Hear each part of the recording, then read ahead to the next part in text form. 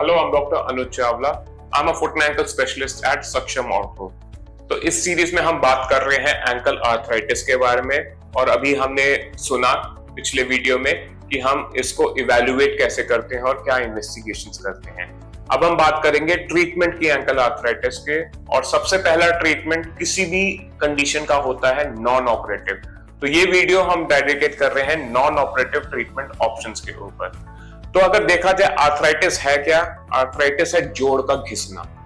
जब जोड़ घिस जाता है तो हम it is just like ageing. तो जब भी कोई बूढ़ा हो जाता है हम उसको कोई भी दवाई देके जवान नहीं कर सकते। उसी तरह से जब एक बारी जोड़ खराब हो जाता है तो हम उसको नॉर्मल नहीं कर सकते। तो हम कर क्या सकते हैं? हम अर्ली केसेस में हम ये कर सकते हैं, हम कुछ दवाइयां देके या कुछ ट्रीटमेंट करके बस पेशेंट के सिम्टम्स को कम करें, पहली चीज। और दूसरी चीज, हम ये कोशिश करें कि ये जो बीमारी है या ये जो आर्थराइटिस है ये बहुत तेजी से आगे ना बढ़े। अगेन द सेम थिंग कि हम आपके उम्र को हम नहीं रोक सकते, हम किसी को बूढ़ा होने से नहीं रोक सकते, तो हम आर्थराइटिस को भी बढ़ने से नहीं रोक सकते, बट हाँ हम उसकी प्रोग्रेशन को थोड़ा स्लो करने का अटेम्प्ट कर सकते हैं। तो इसमें जब हम नॉन ऑपरेटिव की बात करें तो फिर इसमें हमारा ट्रीटमेंट जो है इसी की तरीके से है कि हम सर्जरी को डिले कर रहे हैं और पेशेंट के सिम्टम्स को कम कर रहे हैं। But unfortunately we can not change the inevitable. अगर सिवियर आर्थराइटिस है तो कई बार उसमें सर्जरी की जरूरत पड़ती ही है। तो सबसे पहला ट्रीटमेंट होता है दवाइयों का। तो सिंपल पेन किलर्स, अगर बहुत ज्यादा पेन है तो वो दिए जा सकते हैं।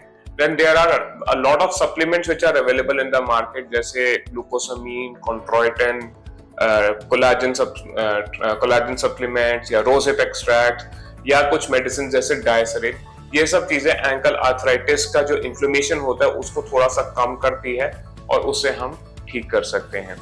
फिर अगर किसी को इन्फ्लेमेटरी आर्थराइटिस है तो उसमें जैसे रूमेटॉइड आर्थराइटिस, उसमें रूमेटॉइड आर्थराइटिस को मॉडिफाई करने, उसको कंट्रोल करने वाली मेडिसिन जिसको हम डीमार्ट्स कहते हैं, तो वो जनरली एक रूमेटोलॉजिस्ट आपको प्रिस्क्राइब करेगा। तो वो इन्फ्लेमेटरी आर्थराइटिस में बहुत ज्यादा कॉमन ट्रीटमेंट है।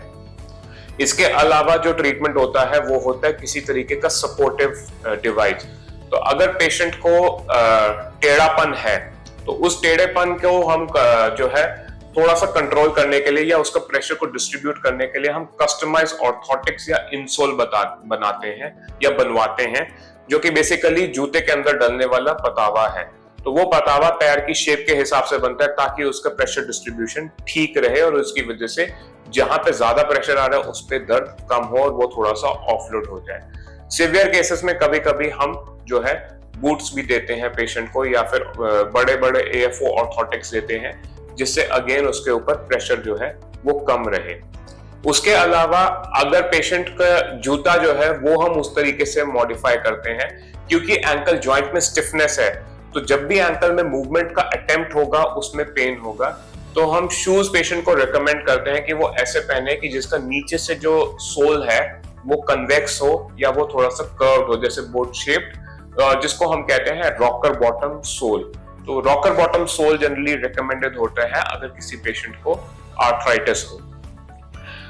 इन सब चीजों के अलावा सेमी इन्वेजिव या मिनिमल इन्वेजिव टेक्निक्स होती है जिसको हम कहते हैं injections.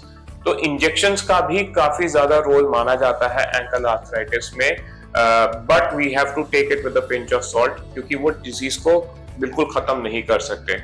So there are lots and lots of injections which are available in the market, जैसे स्टेरॉइड्स, एक PRP और एक हाइलुरोनिक एसिड के। तो ये सब भी दिए जा सकते हैं जिससे हम थोड़ा सा पेशेंट का पेन फ्री पीरियड को हम थोड़ा लंबा कर सकें ताकि उसके सिम्टम्स कम हो।